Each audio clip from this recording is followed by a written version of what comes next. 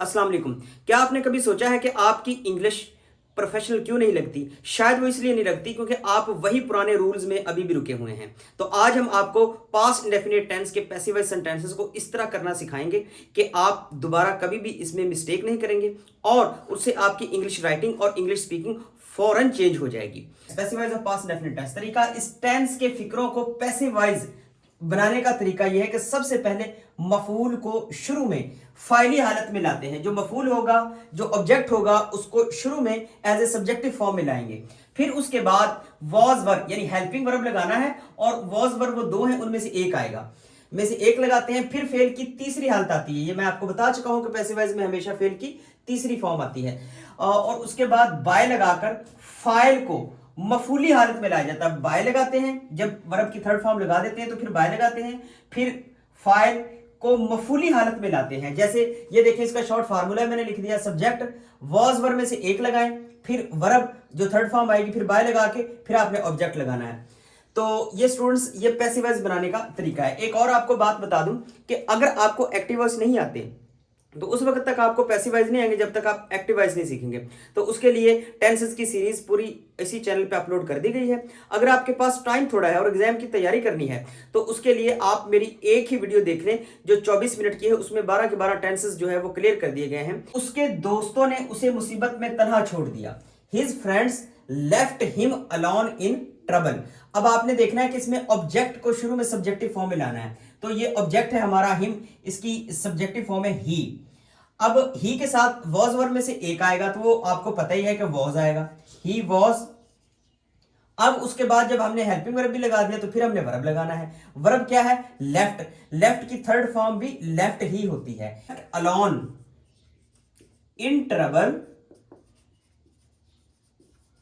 Bye bye लगा के आपने हिज फ्रेंड्स लगाना है, बाय हिज फ्रेंड्स। अब देखें जी, किसान बैलों की जोड़ी को खेतों की तरफ ले गया। ये बड़ा इंपॉर्टेंट सेंटेंस है। The farmer drove the team of oxen to the field. एक बात याद रखना, बैलों की जोड़ी को कहते हैं टीम ऑफ ऑक्सन और यही हमारा सब्जेक्ट है, द टीम ऑफ ऑक्सन। तो ये शुरू में आ जाएगा द टीम ऑफ ऑक्सन। अब इसके बाद अब टीम ऑफ ऑक्सन, अब आपका ये यहां पे इम्तहान है कि आप ये बताएं कि यहां पे वॉज आएगा कि वर आएगा। तो एक बात आपने ज़हन में रखनी है, यहां पे वॉज आएगा।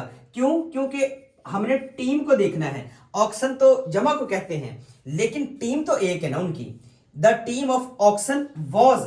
अब जब हेल्पिंग वर्ब लगा दिया है तो उसके बाद ड्राइव की third form driven, driven to the field, to the field. और आगे आपने बाय दी फार्मर लगा देना है। ये हमारा जो फाइल था यहां पे ऑब्जेक्ट बन जाएगा। आपने सिंपल सेंटेंसेस को तो करना सीख लिया, लेकिन अगर आपने इसके नेगेटिव और इंटरोगेटिव सेंटेंसेस को नहीं किया तो शायद आपकी इंग्लिश वहीं पे रुकी रहे। अब हम स्टार्ट करते हैं नेगेटिव सेंटेंसेस को। देखें जी, नेगेटिव सेंटेंस जब हमने करना हो तो उसके लिए पहले सब्जेक्ट लगाते हैं, फिर वॉज वर्ब में से एक आएगा तो फिर उसके साथ नॉट लगाएंगे, फिर उसके बाद वर्ब की थर्ड फॉर्म और फिर बाय लगा के ऑब्जेक्ट मेंशन करना है। जैसे उसने मेरी परवाह नहीं की, he did not care for me. अब इसमें ऑब्जेक्ट है मी, तो ये हमारा इधर बन जाएगा सब्जेक्ट जब हम इसको पैसिवाइज करेंगे। आई, अब आई के साथ वॉज आएगा, आई वॉज। जब नेगेटिव सेंटेंस होगा तो साथ इसके नॉट लगा देंगे। और ये वर्ब है केयर, तो केयर की थर्ड फॉर्म है केयर्ड फॉर। और उसके बाद बाय लगा के हम इस सब्जेक्ट को एज ए ऑब्जेक्टिव फॉर्म में ले आएंगे, बाय हिम। उसके बाद देखिए जी, इंटेरोगेटिव सेंटेंस। इंटेरोगेटिव सेंटेंस कैसे होते हैं कि वाज वर्ब शुरू में लगता है, फिर उसके बाद सब्जेक्ट, फिर वर्ब, फिर बाय लगाते हैं, फिर उसके बाद ऑब्जेक्ट आता है। क्या उन्होंने उसे गाली दी? Did they abuse him?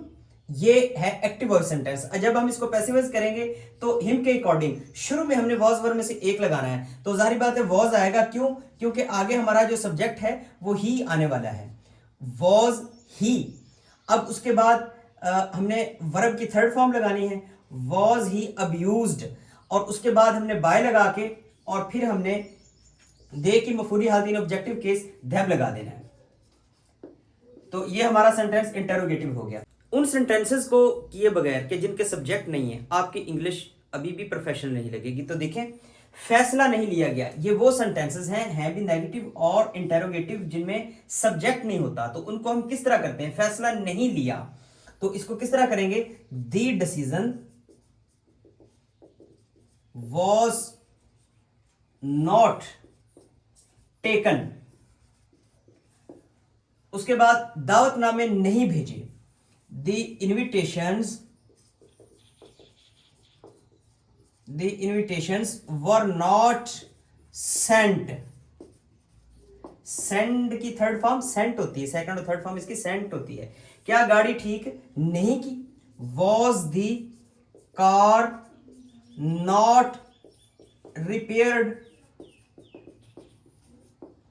तो स्टूडेंट्स, हमने पास्ट इंडेफिनिट टेंस के सेंटेंस को पैसिव वॉइस बनाना सीख लिया है। अब आप इस सेंटेंस को कमेंट सेक्शन में पैसिव वॉइस करके बताएं कि पता चले कि आपकी इंग्लिश कितनी इंप्रूव हुई है।